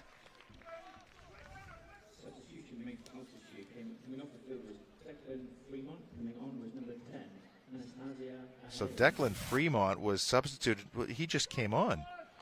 Athos de Sequeira was the man who just had that effort go off a deflection, and now from the corner into the danger area, Rivers does manage to finally clear. Good turn by Alessandro, and the break is on, and it could be a complete breakaway. Paredes is the man forward. He just scored. He's got support behind. Paredes to his right foot, sends it across, and it's 4! Incredible!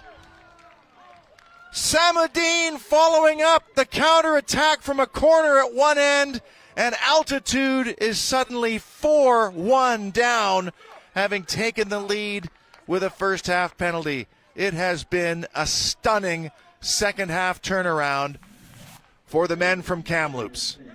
Minute number 79, Altitude 1, Rivers 4, and Eamon Samadine has a brace.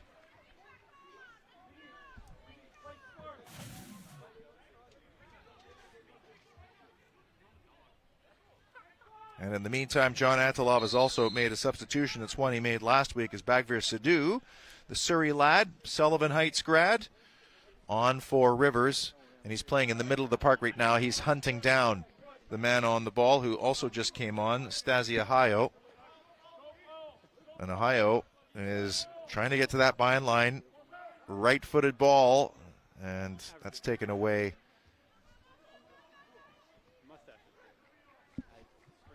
Furlong in the vicinity.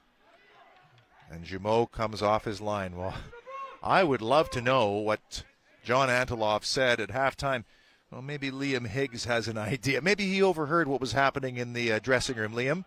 Thanks, Peter. I'm not too sure what was said in the dressing room, but it was obviously quite the impact as they turned around, made it 4-1. But I just heard John going over. He wants everyone to stop going up so fast and trying to get everyone to sit back just a little bit. So we'll have to see here if the Rivers start to sit back on those heels and hold this 4-1 lead. Yeah, well, the problem is that with Altitude pushing for something, I mean, they are literally... Right now, they're stunned. It's like the boxer that's been hit with the uppercut. They're staggering around the ring, not knowing what to do. If you push too much, then you expose yourself on the counter, which is what happened off a corner. Altitude had a corner a moment ago, and it just turned so fast that Jan Paredes, the center back, found himself on a break, and Samadine came late, and here he is now.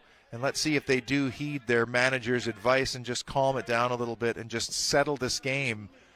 And I think they're smelling more. And Rinaldi on the chase. Lovely first touch by Segara. Samadine coming in, and back it goes to Marshall. Walters.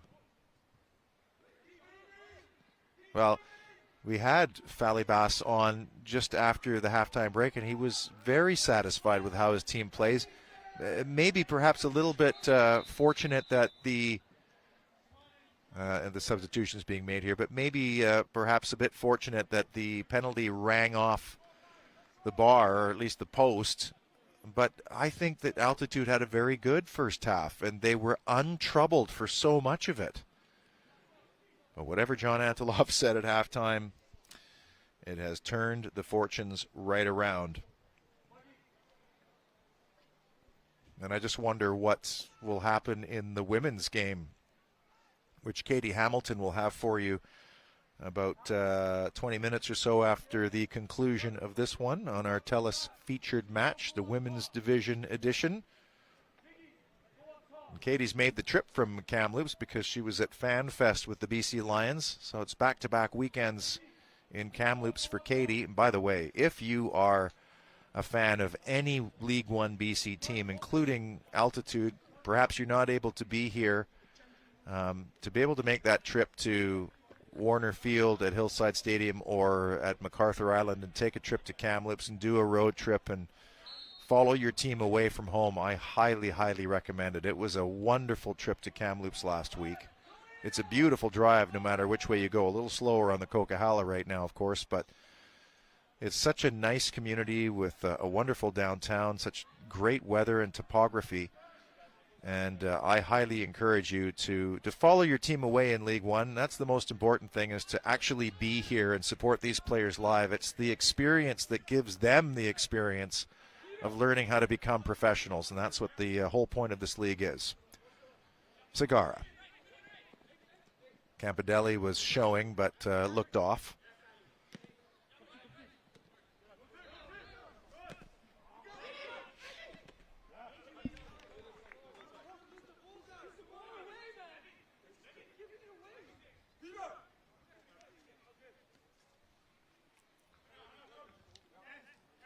No urgency at the moment for Rivers. They are 7 minutes away from a log jam near the top of the table. And they've had a very good start. The loss to Notsamot last week notwithstanding, and it was funny because in that one they conceded early.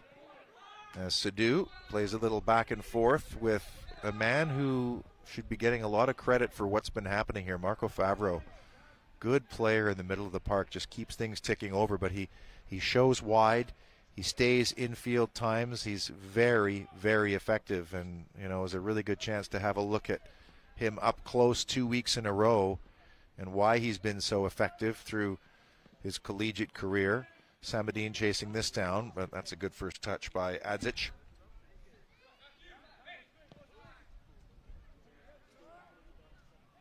I think it's one final roll of the dice for Fally Bass, but I just think it's too late at this stage.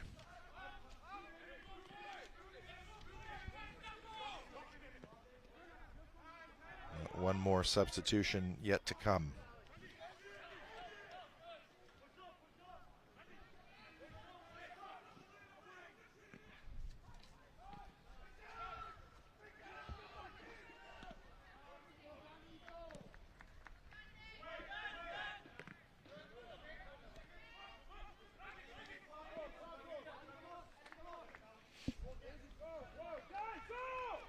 Rinaldi.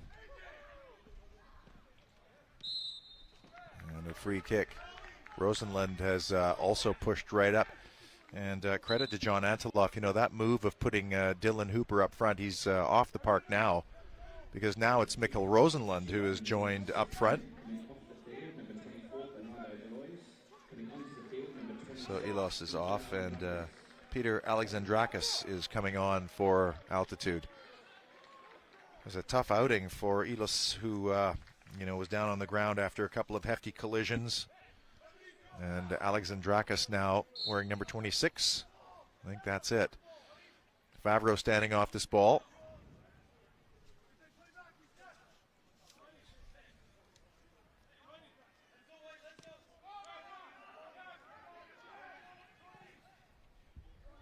And that's all the way through to Evan Ince, who at halftime must have been thinking, hey, I'm looking at my first clean sheet of the season. But that has not turned out.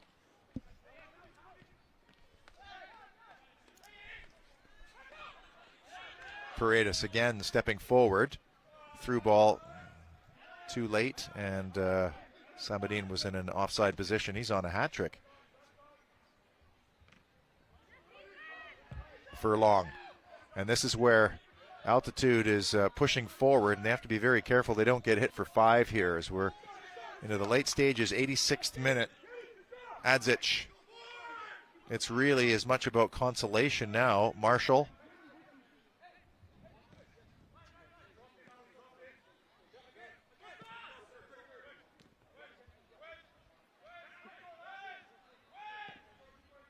Good switch for Shavula, who just has not been involved enough in the second half. He was so involved in the first half.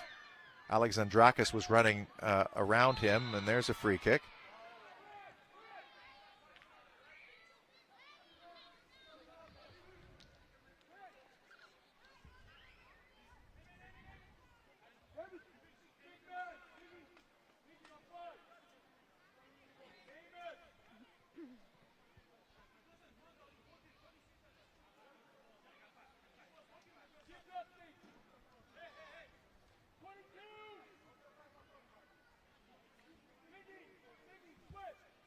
Let's see if Stasi Ahayo can swerve something dangerous and maybe just give a glimmer of hope to the home side.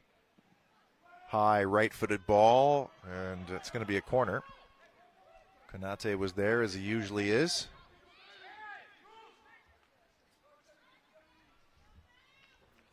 Campidelli, the Vancouverite, who's at the University of Guelph. Mountain United graduate with a right-footed outswinger here. High, deep. Alexandrakis into the danger area. And again, Paredes, who's playing center back, just couldn't keep that in from Alessandro Comita. But what a player he has turned out to be. He took the penalty. That made it 3-1.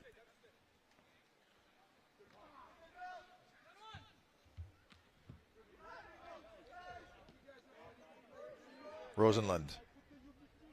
You just feel like there could be another goal here for Rivers, the way that Altitude is pushed up.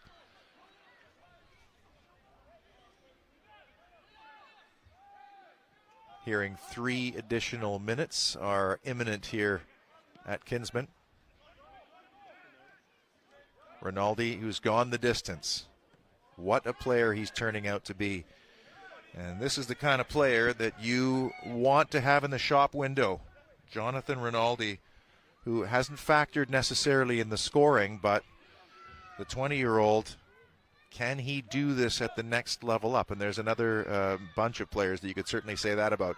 Alexandrakis rips it just wide. It was a good turn. The flag stayed down, but that was a chance for a little bit of consolation for the home side, who just looks so utterly demoralized and shocked, frankly. And I'm shocked too, especially the way that first half played out. And they will have to wait another week for their first home win. And just a reminder, next week, Saturday, the featured match will come from Ken Woods Field. It's a noon kickoff for the women as Rovers visit Whitecaps. It was a cracking game last year. And the men, the Rovers, who were 4-0 winners against Unity, there's been some real surprises. I think Unity's troubles is one of them. And the Highlanders' excellence. Boy, did the Highlanders put on a show on Friday at Harborside. What a tidy outfit that is. I think they have a chance to top the table the way they're playing. And that's a good ball to Campidelli. Nicely into the middle, looking for Alexandrakis, or make that Demiselis. Paredes will just see the ball out, no foul.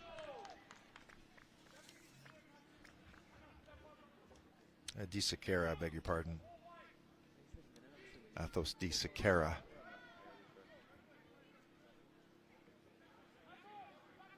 The Rovers Whitecaps game last season was a statement game of sorts, as the Rovers went away and won it 2-0. I remember they took that's a lovely touch by Samadine. And here's a 2v1 situation. Alessandro Comita cuts to his left. Can Comita get it across? It's a great save by Evan Ince. That was labeled. And Comita is having himself a game, having missed that first half penalty. He redeemed himself early in the second by poking home. And now he's forced a fine save from Evan Ince and a late corner, and no hurry to take this. It's going to be a happy bus ride home for these two.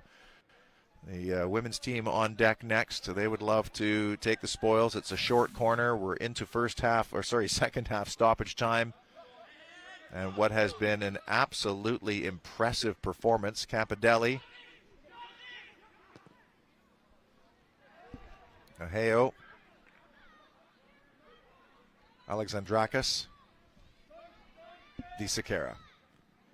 Cut out by Rinaldi, who's played like Ronaldo. Furlong. And that's just a little bit too strong. If there are surprises this season, Unity with the additions to their roster and Victory Shambusho and Nick Fussell and their start to the season, which hasn't been the best. They haven't been at home yet, but they didn't look the best at Swangard yesterday. And the Highlanders, and just the way they keep the ball on the floor and move it around, and they are so in sync and so deep. It is going to be a very interesting League One BC season for the men's division. And if you want to watch back, you could do so on the League One BC YouTube channel, where all the games are archived, whether they're streamed with commentary or whether it's the technical footage. But next week, Ken Woods Field, Whitecaps, Rovers. It's going to be a dandy, you feel. And there's a foul, and we're going to see this one out with a shocking turn of events at Kinsmen Field. There's a Rivers player down, but Momaseni puts an end to what was an incredible encounter, a very competitive first half that Altitude led via a Serup penalty. But everything changed after Alessandro Comita had missed a late first half penalty by hitting the post. And the second half, all Rivers. Comita burying home from around the penalty spot from open play. It was 2-1 when Samadine came on as a substitute. Right-footed half volley beautifully into the bottom corner. Jan Paredes made it 3-1 from the penalty spot. And then Samadine put a cap on this one with a fourth goal and a beautiful finish from the edge of the box. Incredible. Altitude still looking for their first win. Stuck on that single point. Rivers now up to 7 points. We'll wrap things up from Kinsmen Field with our Gatorade performer of the match, or maybe somebody else. We have a lot of candidates on that Rivers team for the Gatorade performance of the match, that's for sure. And we'll wrap things up from Kinsmen Field in just a moment. You're watching the League One BC featured match on TELUS Optic TV and YouTube.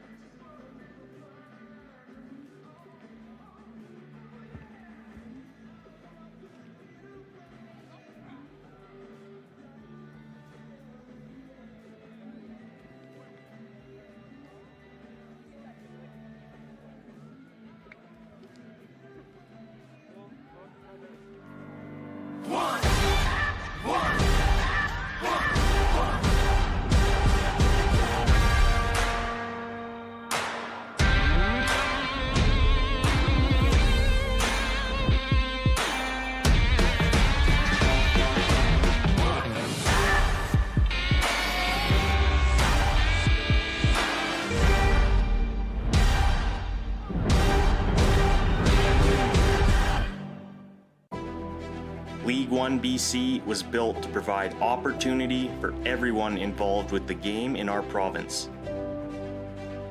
The Hall Group proudly supports its own workforce while offering training and opportunity for new recruits to its multiple divisions. A partnership that provides people with the tools they need, both on the field of play and in the field. Hall, together we rise as one.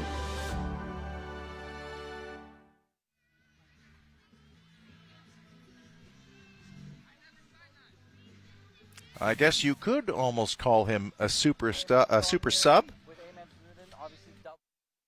I was just wondering, so far this year the Rivers have had a tough time putting goals away. How nice is it to come away with a 4-1 victory? I mean, it's great. It's a great feeling. Sometimes you work hard, but it just doesn't work out. Today is one of those days that the hard work paid. So it's a great feeling, yeah. And obviously you didn't start this game, but you came in and you were able to make an impact. And how good does that feel?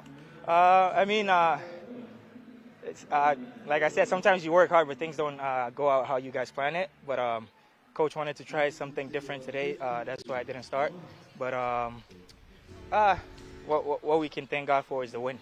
So grateful for the teamwork and the opportunities came and I took them. So yeah, it's awesome. A great feeling. Yeah. Well, congratulations. Thank you very much. Get back to the boys and good win out there today. Thank you very much. I appreciate it. No problem. Eamon Samadine, certainly a candidate for the Gatorade Performer of the Match. We'll announce that a little bit later this week.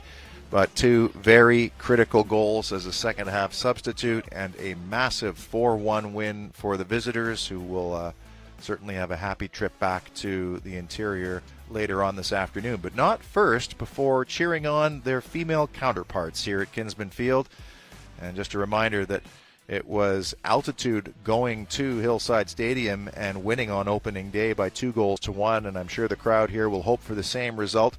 Katie Hamilton will have that game for you shortly, but let's wrap things up from Kinsmen from the men's division. A stunning turn of events. Samadine with the game winner there as he uncorked one. Paredes making it 3-1 from the penalty spot, coolly and comfortably. And then Samadine made it 4-1 after a counterattack from an Altitude corner. A stunning scoreline, a great finish. And the final score from Kinsmen Field, Altitude 1, Rivers 4. This has been the men's division League One BC featured match.